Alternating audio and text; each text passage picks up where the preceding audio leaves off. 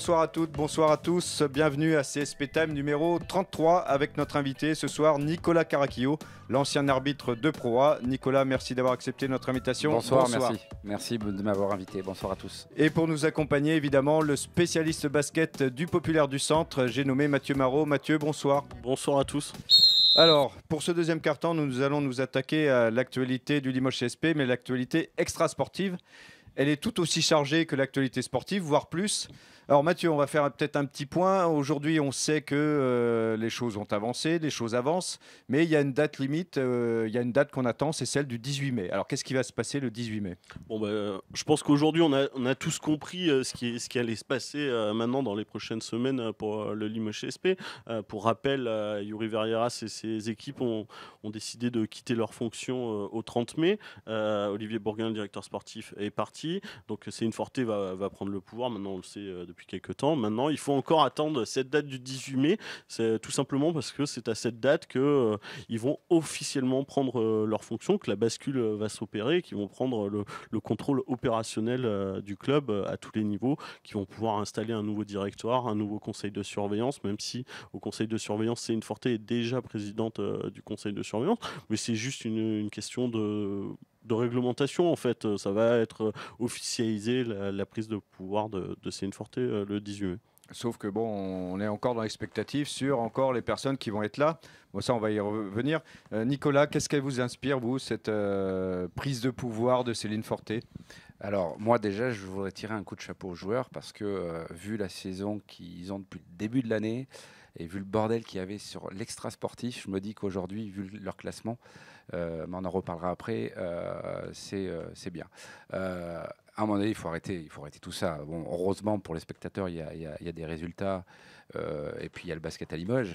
Mais à un moment donné, il va falloir peut-être taper du poing sur la table pour remettre de l'ordre dans la boutique, comme on dit. C'est ce qu'est en train de faire Céline Forté. Alors, Céline Forté est en train de reprendre la main dessus, mais pour mettre qui à la place? Si c'est pour remettre la même chose, est-ce que ça vaut le coup? Je sais pas, j'entends tout aujourd'hui. On entend un nouveau manager général qui est Crawford Palmer. Crawford Palmer connaît quelqu'un qui l'a entraîné, il va peut-être le faire venir à Limoges. Je sais pas. Ce club-là, il est vraiment à part. Voilà, on peut pas gérer un club comme Limoges, comme les autres clubs. Si on veut des résultats, il faut mettre des gens qui ont la compétence pour gérer ce type de club-là. Voilà. Et ça passe par la structure administrative et la structure ensuite sportive. Voilà, c'est tout. Moi, je dis aujourd'hui, ça doit être très très compliqué. Alors vivement le 18, comme disait Mathieu, pour savoir qui va réellement travailler dans ce club. Mais si c'est pour mettre des gens qui vont faire la même chose que ceux qui sont partie, je me pose réellement des questions. Voilà. A priori, on devrait fonctionner sur un mode un petit peu différent, ou au moins différent de l'époque Frédéric Forté, puisque normalement, elle va être entourée, il y aura un conseil de surveillance, un directoire.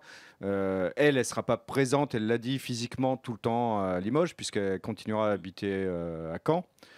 Donc ça veut dire que quelque part, il va y avoir une équipe et pas une personne comme était Fred qui décidait un petit peu de tout au quotidien. A priori, on semble se diriger vers ça, Mathieu. De toute façon, tu peux pas, Fred Forté, il dirigeait tout au quotidien parce qu'il avait les compétences pour tout diriger au quotidien. Déjà, il était charismatique, il connaissait le basket. Aujourd'hui, tu peux pas remplacer Fred Forté. Son mode de fonctionnement, il allait avec sa personne. C'était comme ça. L'équipe qui part s'en est rendu compte. Oui.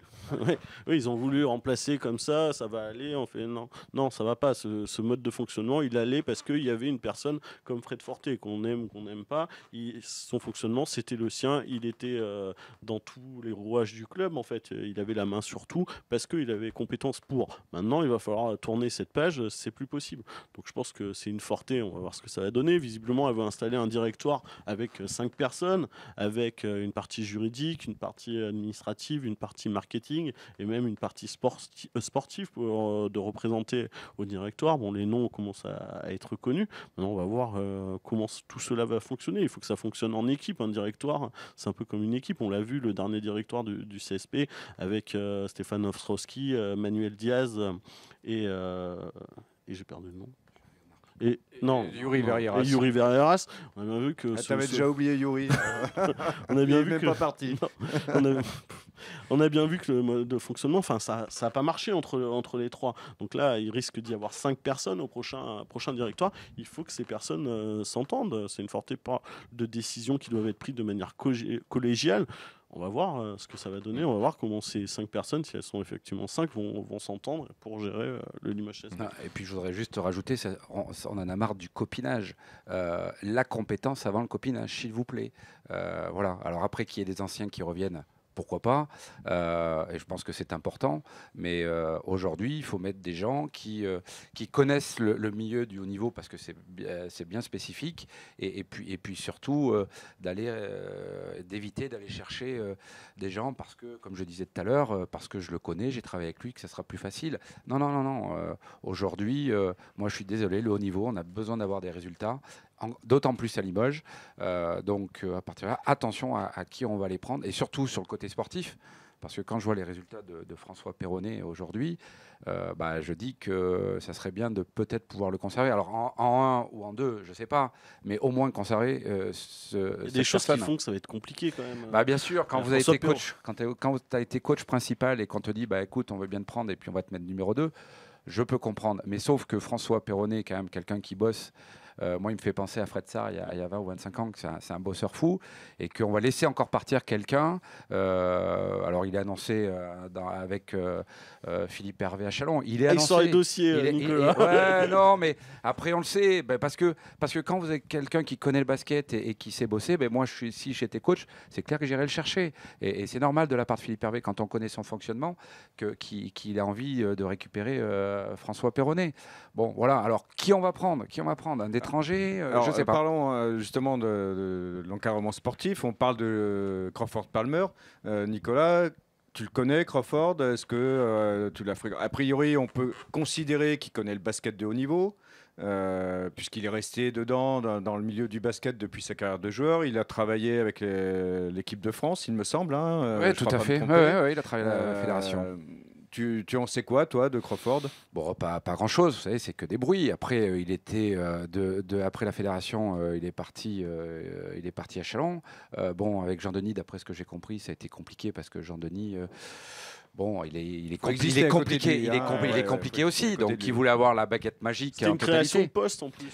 Ouais, mais après, est-ce que Crawford, quelles sont ses compétences pour être manager général? Est-ce qu'il a des diplômes? Parce que c'est pas parce que vous avez été ancien joueur de haut niveau que vous avez le droit de coacher, d'être manager général. Il y a des diplômes. Bon, on le sait en plus à Limoges. Il y a une formation. Moi, je sais pas. C'est que des bruits. Voilà. Alors, qui dit Crawford, on sait qu'avec Jean-Denis, Jean-Denis ne sera pas à Limoges l'année prochaine. Si Crawford Palmer vient à Limoges. Alors après, il a ses réseaux, j'imagine. Alors si c'est pour prendre quelqu'un qui fera pas mieux que ce qu'il y a aujourd'hui. Mais ça, on le sait jamais à l'avance. Et ça, on le sait jamais à l'avance. Mais compliqué, ouais. Le coach espagnol, quel est son profil? Je sais pas. Quand je regarde. Je me dis qu'il y a des entraîneurs français qui pourraient peut-être faire aussi bien. Mais bon, l'Asvel, Limoges, Pau, c'est des clubs compliqués. Et pour avoir une réussite, on le voit à l'Asvel aujourd'hui. Ils ont pris un coach étranger et ça marche bien puisqu'on ne vient pas sur ces plates-bandes. Point. Donc à Limoges, il faut qu'il ait les mains libres pour travailler, pour recruter. Et puis après, il aura une enveloppe. Et puis après, c'est à lui de se débrouiller. Voilà. Mathieu, Crawford est passé donc avec Chalon. Tu as pu t'entretenir avec lui? Oui, mais pas plus que ça. Encore lui, comme les autres, ils attendent vraiment la date du 18 mai avant de faire de grandes nouvelles. Maintenant, c'est pas un secret qu'a priori, si Crawford Palmer vient au Limoges SP, il risque de venir avec Alfred Yulbe, qui a été son coach à Badalone en 99. Et qui entraîne en quel niveau en ce moment? En ce moment, je crois qu'il gère juste la sélection égyptienne en fait. D'accord. Alfred Yulbe a été longtemps entraîneur. En 99, ça fait 20 ans, je crois. Le basket, il y a 20 ans, et aujourd'hui est différent. Donc, après, on me dit que Alfred Yulbe est un disciple un peu de Aito Garcia Reneses. Aito Garcia Reneses qui fait encore des merveilles à l'Alba Berlin à 70 ans. Donc, C'est pas parce qu'on est vieux que on est forcément incompétent. Maintenant, j'attends de voir. Moi, honnêtement, je vais être très honnête, Alfred Youlbe, j'ai pas vu jouer une de ses équipes. Je sais que le Limoges CSP l'a affronté quand il coachait Badalone en finale de la Corag. Ça remonte un petit peu. Moi, j'avais 4 ans personnellement. Il n'avait pas 30 ans. Donc, je ne sais pas. Je ne veux pas m'avancer sur Alfred Youlbe. Maintenant, ce que je sais de Alfred Youlbe, c'est qu'il a un vrai profil de formateur. Il a longtemps entraîné l'équipe réserve du Barça. Il a même fait une pige pour le Barça, un intérim. Il a un profil de formateur. Visiblement, Seinforte veut un projet basé un peu sur la formation. L'idée serait un peu 8 pros et 2 jeunes. Voilà. Donc, je pense qu'elle veut un Alfred Youlbe un peu par ça. Il viendrait pour son profil un peu de formateur. Bon, on verra ça. Donc, maintenant, ce que je voulais dire, je rejoins Nicolas, c'est de la compétence qu'il faut effectivement dans ce club. Le meilleur exemple aujourd'hui, c'est l'Asvel. On voit Tony Parker, il fait des choix, on l'a souvent taxé de faire du copinage. Là, en ce moment, Tony Parker, il fait pas du copinage. Il récupère les meilleurs. Il récupère les meilleurs. Dernier exemple en date, c'est François Lamy, agent de joueur. Qu'on avait reçu à CSP Time, un très gros réseau, connaît parfaitement le rouage de l'Euroleague. Il va devenir conseiller du président, une sorte de manager général. Il connaît très très bien le basket européen, il connaît tous les joueurs. Il a fait passer 18 joueurs inconnus en France, qui sont arrivés inconnus en France, qui ont fini en NBA. C'est une personne compétente, un poste important. Bon, mais en tout cas, il ne sera pas à Limoges. C'est terminé pour ce deuxième quart-temps. Merci de nous avoir suivis. Rendez-vous sur le site internet lepopulaire.fr, sur notre page Facebook, Le Populaire Sport. Et rendez-vous évidemment demain pour le troisième quart-temps. Salut!